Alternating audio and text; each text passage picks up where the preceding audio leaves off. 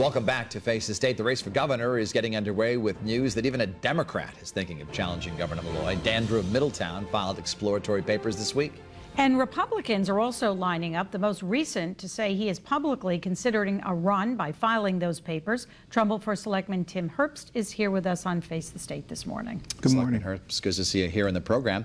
Want to ask you, so you would like to be governor. Why would you want to take over a state that so many people say is troubled and deeply in debt? Well, you know what? I've always taken the position in public service that you can't sit on the sidelines when you see something that is wrong. You have to take action.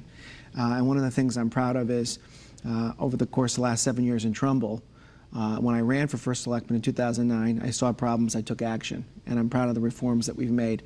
If there was ever a time in our state government when we need to make fundamental change to the way we deliver services, bring down our cost of living, make Connecticut more competitive, make Connecticut more affordable, the time is now. This election, without question, is probably going to be the most consequential and important state election of our lifetimes.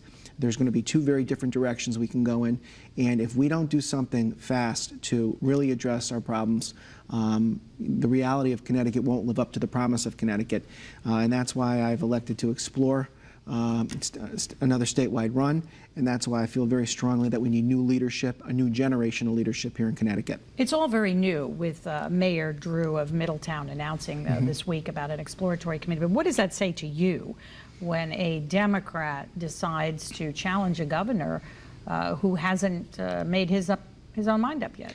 When you have a sitting governor with a 24% job approval rating, in a state where Democrats outnumber Republicans, that tells me that there are many Democrats that have given up on this governor. They recognize that the last 6 years we have tested policies that simply do not work. Our cost of living remains among the highest. Our utility costs are the highest in the continental United States. We have people leaving our state in record numbers. U.S. Census reports that for 3 straight years our population has shown a decline. We have businesses leaving our state. The policies of high taxation, reckless borrowing are not working. And I think that a lot of Democrats are recognizing that if he is at the top of the ticket, it's going to have catastrophic effects for the rest of the down ticket races. Quite frankly, I hope he does run for re-election. Do you think they're trying to shove him out by Mayor Drew making this announcement right now? He could have said, listen, I'm going to wait for Governor Malloy to make his announcement, but instead he just did it. He just did it, and I will tell you, never count Dan Malloy out.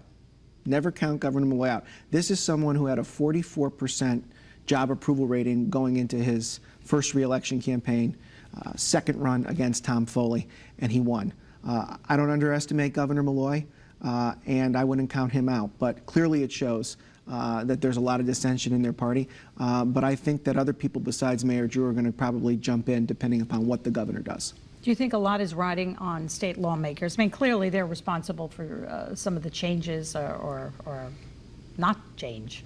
But do you think that people will be keeping a close eye on what happens in the next year or two in the state legislature? Because obviously Republicans have a stronger voice, they have more seats, they have some proving to do. Yeah? Absolutely. One of the things that I've said is that because of the gains that the Republicans have made in the Senate and in the House, we can't say why their policies are bad. We have to tell people what we're going to do. And I was very proud of Representative Claridis for offering a rules change which said that all union contracts should come before the legislative body for approval. Currently, that is not the case. That failed on a party line vote. But what the governor is going to have to do now is recognize that with an evenly divided Senate, 17-17, and with Republicans within 4 votes in the House, there's going to have to be compromise. And quite frankly, they're going to have to start thinking about the next generation and stop thinking about the next election with respect to the decisions that they are making on so many consequential issues. Pension and benefit reform, whether we eliminate the estate tax in the state of Connecticut, whether we roll back the income tax for certain income brackets. These are things that directly impact our quality of life, our economy, whether people stay or whether they go. And these are the issues that are really going to be at the forefront, especially when we have to close a $1.7 billion budget deficit at a time when, since 2010 to the present, when you look at the total state budget, when you look at the money we spend on K-12 education, higher education, Medicaid, infrastructure, all of those categories as a percent of our total budget have gone down since 2010. Well, let me ask you, I'm sorry, and let me ask you this because you've mentioned the pension issue, and, Yes. and clearly it hasn't been funded for almost 2 decades. So Governor Malloy is trying to fix that. If they pay the obligation, we won't be able to afford it. So how do you feel about that? I mean, I know people are very critical about his plan, which is unprecedented, but it's not something that he created. Susan, I don't think deferring $13.2 billion of pension payments for another generation of Connecticut residents is fixing it.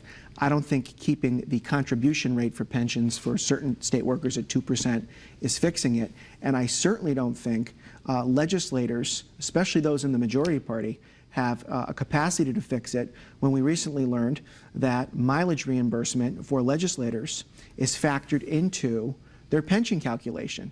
So the Yankee Institute recently came out with what I thought was a pretty comprehensive analysis showing that there is a lot of mileage reimbursement which arguably is going towards pension padding. So how can people that we empower, that we entrust to make decisions to correct these problems are among the most chronic abusers of a very corrupt system?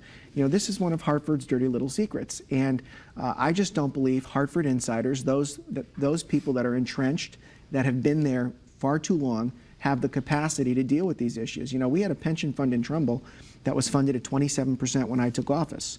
We put new hires into a defined contribution plan. We passed an ordinance that now makes it, requires as a matter of law that you must fund the annual required contribution every year, and you can't kick the can. And because of that, we were able to upgrade our credit rating. So if we're doing that on the local level, state needs to do the same thing. Dan Drew is being very specific about what he wants to do. He wants to run for governor. He wants to raise money for a run for governor. You're being a little bit more vague about it. You're saying higher office. Why not be more specific about what you really have your eye on? Well, Dennis, as you know, when you form an exploratory committee, there are certain rules that govern what you can explore. So if I said today that I was running for governor, I would have to file a candidate committee for governor. Am I interested in exploring running for the state's highest office? I am. I think that the state needs new leadership. I think that we need proven reformers, people that aren't going to tell people what they want to hear, but are going to be honest and tell people what they need to hear to provide common sense, realistic solutions to fixing our state. It's my understanding you can't start to raise money unless you form an exploratory committee. Can you do that when you've done what you're doing and not mention a specific office? I think a lot of the other candidates are doing that. Even the candidates that have expressed an interest in running for governor have indicated that they're in the exploratory phase of a statewide run. And I think the exploratory phase is intended to start the fundraising apparatus, to test support throughout the state. But I am very much interested in helping the state.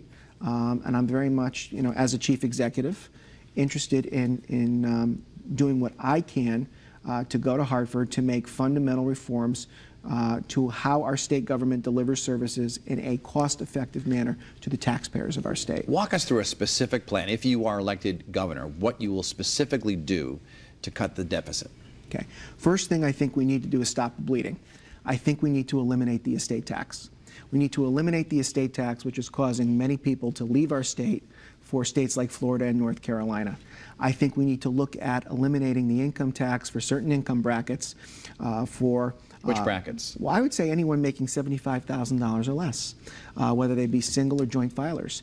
Those are millennials. Those are people that live in our cities. Those are people that work in, that are arguably working class people, to provide them relief and to provide them more discretionary income so they can save and put money back in our economy. I think that we have to look at increasing pension contributions so we protect the retirement investments of those people that have worked for our state or our teachers that work throughout Connecticut, so they have the retirement security when they do retire. I think we have to look at the fact that we have many 501c3s that deliver outstanding services in the areas of mental health and wellness. The Kennedy Center is located in my town of Trumbull. Their president, Marty Schwartz, and their organization does an outstanding job.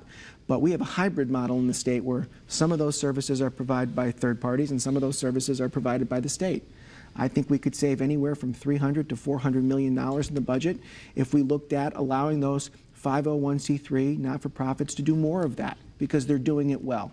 And quite frankly, I think we need to look at our state agencies to see through attrition, whether we can find efficiencies to keep our workforce stable. What concerns me is, and what should concern every Connecticut taxpayer, is the largest item in the budget that shows continuous growth is that category that they define as other. It's salaries, it's benefits, it's pension contributions, it's post-employment benefits when people retire. And here's what happens.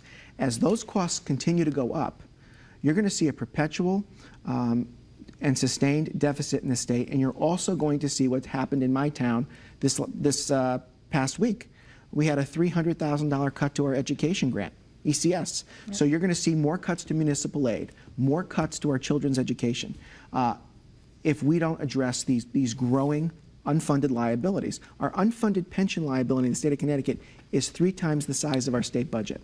All right. Thank you very much. You have a lot of ideas. Tim Herbst, First Selectman. Thank you. Trumbull. Appreciate it. Thank you. And we always welcome your thoughts on social media. Send us your questions and comments on Facebook and Twitter. Face the State. We'll be right back.